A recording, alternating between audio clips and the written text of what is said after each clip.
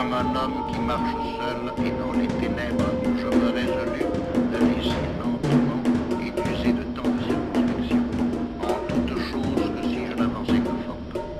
Je me garderai au moins de tomber. Je me résolus ensuite de ne rien accepter pour vrai qui n'apparaisse tel à ma connaissance avec évidence.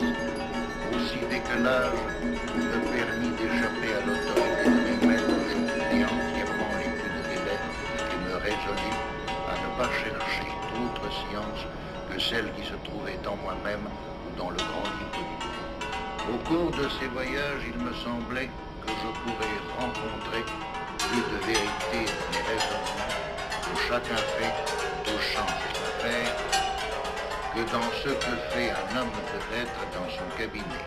J'appris aussi à ne rien croire trop fermement et je ne fis pendant 9 années que rouler ça et là dans le monde, tâchant de déraciner dans mon esprit toutes les erreurs qui avaient pu s'y glisser.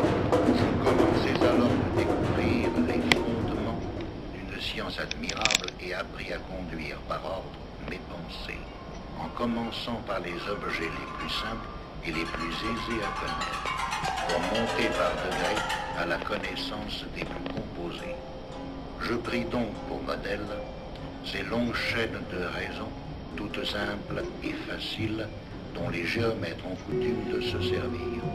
J'appris en même temps à corriger par ces raisonnements les erreurs de nos sens, celles de la vue, par exemple.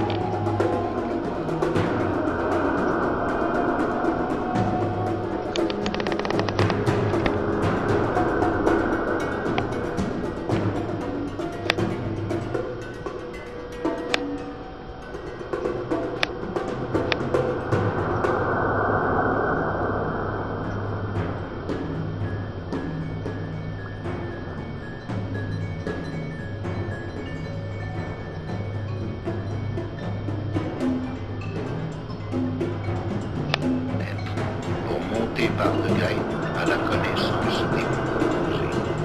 Je pris donc pour modèle ces longues chaînes de raisons, toutes simples et faciles, dont les géomètres ont coutume de se servir. J'appris en même temps à corriger par ces raisonnements les erreurs de nos sens, celles de la vue, par exemple, qui nous indiquent à tort que la Terre est et que la Lune et le Soleil sont plus grands que les étoiles. Si j'ai depuis fait paraître quelques livres, je me suis efforcé d'être tenu au nombre des écrivains les plus vulgaires. Écrivant en français, non en latin, et dans une langue par le moyen de laquelle les paysans pourraient mieux juger de la vérité que les philosophes. Vous savez que je vis peu en France, encore moins à Paris, où je vois tant de personnes qui se trompent en leurs opinions et en leurs calculs qu'il me semble que c'est une maladie universelle. Chacun y paraît attentif à son seul profit.